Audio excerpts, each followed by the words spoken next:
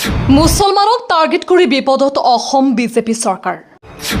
অসম বিজেপিৰ বিৰুদ্ধে মুছলমানৰ ভাৱমূৰ্তি কলংকিত কৰাৰ অভিযোগ।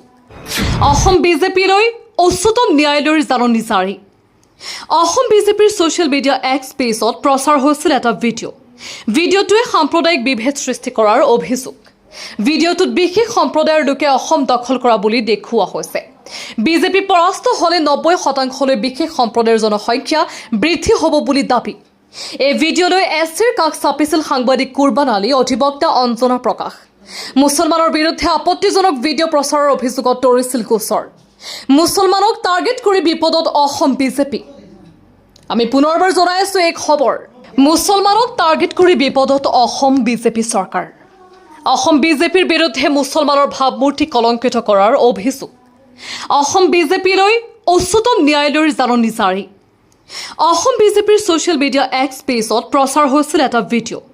ভিডিঅ'টোৱে সাম্প্ৰদায়িক বিভেদ সৃষ্টি কৰাৰ অভিযোগ। ভিডিঅ'টোত বিশেষ সম্প্ৰদায়ৰ লোকে অসম দখল কৰা বুলি দেখুওৱা হৈছে। বিজেপি পৰাস্ত হ'লে 90% বিশেষ সম্প্ৰদায়ৰ জনসংখ্যা বৃদ্ধি হ'ব বুলি দাবী। এই ভিডিঅ'লৈ এছচিৰ কাষ চাপিছিল সাংবাদিক কুৰবান আলী, অধিবক্তা অঞ্জনা প্ৰকাশ। মুছলমানৰ বিৰুদ্ধে আপত্তিজনক ভিডিঅ' প্ৰচাৰৰ অভিযোগত তৰিছিল গোচৰ। মুছলমানক টাৰ্গেট কৰি বিপদত অসম বিজেপি।